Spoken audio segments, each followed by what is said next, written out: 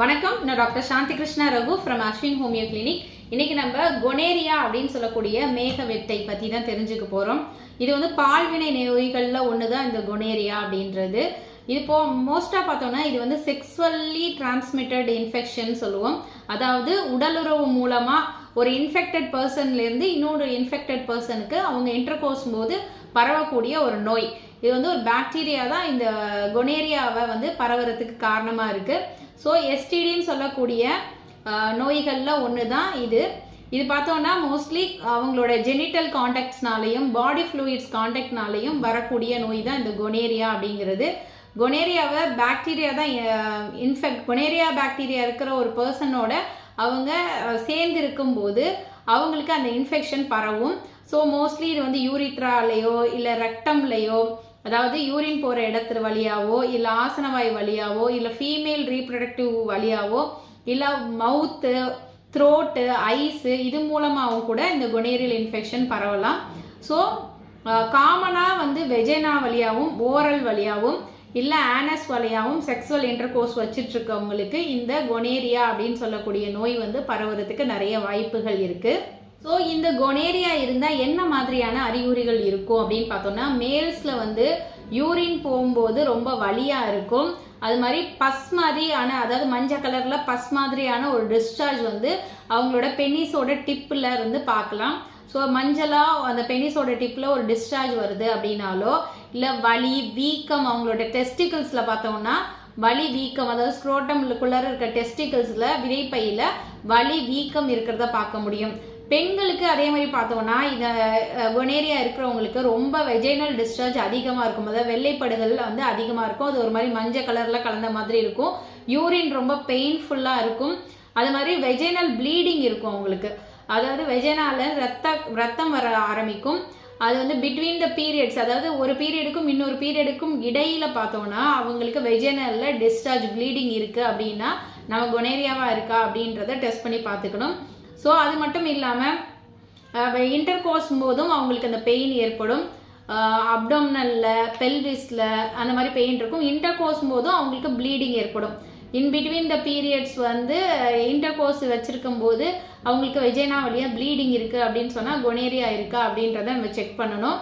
So இதை cos பண்ணுற virus என்ன அப்படின்னு பார்த்தோம்னா நெசேரியா கொனேரியே அப்படின்ற வைரஸ் தான் வந்து இந்த கொனேரியல் இன்ஃபெக்ஷனை காஸ் பண்ணக்கூடிய ஒரு முக்கியமான வைரஸ். ஸோ கொனேரியானால என்ன மாதிரியான காம்ப்ளிகேஷன் வரும் அப்படின்னு பார்த்தோன்னா, நம்ம கொனேரியாவை ட்ரீட் பண்ணாமல் விட்டுட்டோம் அப்படின்னு சொன்னால் பெண்களில் வந்து இன்ஃபர்டிலிட்டி, குழந்தையின்மை, பெண்களையும் சரி ஆண்களையும் சரி குழந்தையின்மை காஸ் பண்ணும். பெல்விக் இன்ஃப்ளமேட்டரி டிசீஸை ஏற்படுத்தும். அது மாதிரி ஆண்களுக்கு எபிடிடைமஸ் அப்படின்னு சொல்லக்கூடிய இன்ஃப்ளமேஷன், அதாவது டெஸ்டஸில் இன்ஃப்ளமேஷன் ஏற்படுத்தும்.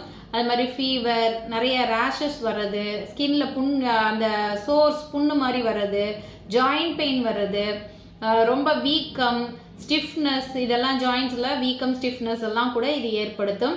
ஸோ இது இருக்கிறவங்களுக்கு ட்ரீட் பண்ணாமல் விட்டுட்டோம்னா high risk for HIV infection, AIDS வரதுக்கான வாய்ப்புகள் அதிகம். ஸோ அதனால கொனேரியான்ற பால்வினை நோய் உங்களுக்கு இருக்குது, அதாவது நீங்கள் அன்ப்ரொடக்டட் இன்டர்கோர்ஸ் வச்சுட்டீங்க, உங்களுக்கு ஒரு டவுட்ஃபுல்லான ஒரு பர்சன் கூட நீங்கள் அன்ப்ரொடக்டடாக இன்டர்கோர்ஸ் வச்சுட்டீங்க, ஓரல் காண்டாக்டாக இருந்தாலும் சரி, ஆனல் காண்டாக்டாக இருந்தாலும் சரி, ஜெனிட்டல் காண்டாக்டாக இருந்தாலும் சரி, அவங்களோட பாடி ஃப்ளூயிட் மிக்ஸ் ஆகிற மாதிரியான ஜெனிட்டல் காண்டாக்ட்ஸ் ஏதாவது நீங்கள் வச்சுருக்கீங்க அப்படின்னா, உங்களுக்கு பயம் இருக்குது அப்படின்னா, நீங்கள் எஸ்டிடி அப்படின்னு சொல்லக்கூடிய உங்களுக்கு பால்வினை நோய்கள் இருக்கா, கொனேரியா இருக்கா அப்படின்றத செக் பண்ணிக்கோங்க. கொஞ்சம் ஃபஸ்ட்டு கிருமி வந்த பிறகு அதுக்கு பிறகு தான் உங்களுக்கு இந்த சிம்டம்ஸ் எல்லாம் அப்பியர் ஆக ஆரம்பிக்கும். உங்களுக்கு நான் சொன்னக்கூடிய இந்த பெயினோ, டிஸ்சார்ஜோ, எரிச்சலோ இருந்துச்சு, இல்லை ப்ளீடிங், பெண்களுக்கு bleeding in between the menstrual பீரியட்ஸில் ப்ளீடிங்லாம் இருக்குது அப்படின்னா நீங்கள் அந்த டெஸ்ட் எடுத்து பார்த்துக்கோங்க. ஸோ கொனேரியாவுக்கு நாங்கள் ஹோமியோபதியில் நல்ல மருந்துகள்லாம் இருக்குது. ஸோ அதை கொடுத்து அவங்களோட இன்ஃபெக்ஷனை குறைச்சி குணப்படுத்துறதுக்கு நல்ல அற்புதமான மருந்துகள்லாம் இருக்குது. கெனாம்பிஸ் சடைவா, தூஜா, மெர்க்சால், ஆசிட் நைட் அப்படின்னு அவங்களோட சிம்டமேட்டிக்காக தான் அது மெடிசன்ஸ் கொடுக்க முடியும். ஸோ அவங்களுக்கு என்ன மாதிரியான அறிகுறிகள் இருக்குது, ஸோ இந்த கொனேரியா வந்து ஆண்களாக இருந்தாலும் சரி பெண்களாக இருந்தாலும் சரி அவங்களுக்கு வலி இருக்கா, எரிச்சல் இருக்கா, டிஸ்சார்ஜ் எந்த கலரில் இருக்குது, எப்பெல்லாம் டிஸ்சார்ஜ் வருது, ஸோ அது கூட என்னென்ன அசோசியேட்டட் சிம்டம்ஸ் இருக்குது, அவங்களோட கான்ஸ்டியூஷன் என்ன, அப்படின்றத பார்த்து மருந்து கொடுக்கும்போது இந்த கொனேரியா இன்ஃபெக்ஷனை கொஞ்சம் கொஞ்சமாக குறைச்சி கண்ட்ரோல் கொண்டு வந்து குணப்படுத்த முடியும். ஸோ இது மாதிரி பாதிக்கப்பட்டிருந்தீங்க அப்படின்னு தெரிஞ்சால், இல்லை இந்த மாதிரி கொனேரியா உங்களுக்கு இருக்குன்னு தெரிஞ்சால், நீங்கள் ஒரு டெஸ்ட் எடுத்துகிட்டு மருத்துவரை கன்சல்ட் பண்ணி ப்ராப்பரான ட்ரீட்மெண்ட் எடுத்து உங்களுக்கு இந்த மாதிரியான காம்ப்ளிகேஷன் வராமல் தடுத்துக்கணும்னு கேட்டுக்கிறேன். ஸோ எப்போதுமே வருமுன் காக்கிறது தான் சிறந்தது. அதனால தான் பல பேரோட இன்டர்கோர்ஸ் வச்சுருக்காம ஒருவனுக்கு ஒரு தீ அப்படின்ற கான்செப்டில் வாழணும்னு நம்ம முன்னோர்கள் அறிவுறுத்தியிருக்காங்க. ஸோ வருமுன் காக்கிறது தான் சிறந்தது. அதையும் மீறி நீங்கள் வேற பேரோட வந்து இன்டர்கோர்ஸ் வச்சுக்கிற மாதிரி இருந்தால் அதற்கான ப்ரிவென்டிவ் மெஷர் காண்டம் வந்து பயன்படுத்துங்க. ஸோ அதுதான் உங்களுக்கு வந்து பாதுகாப்பை ஏற்படுத்தும் அப்படின்றத தெரிஞ்சுக்கோங்க. ஸோ இந்த மாதிரி இன்ஃபெக்ஷன்ஸ் இருந்துச்சுன்னா நீங்கள் மறக்காமல் உடனடியாக மருத்துவர் அணுகுங்க. ஹோமியோபதியில் இதற்கு நல்ல தீர்வு இருக்குது. பக்க விளைவில்லாத நல்ல அற்புதமான மருந்துகள்லாம் இருக்குது அப்படின்றத நீங்கள் தெரிஞ்சுக்கோங்க. நன்றி.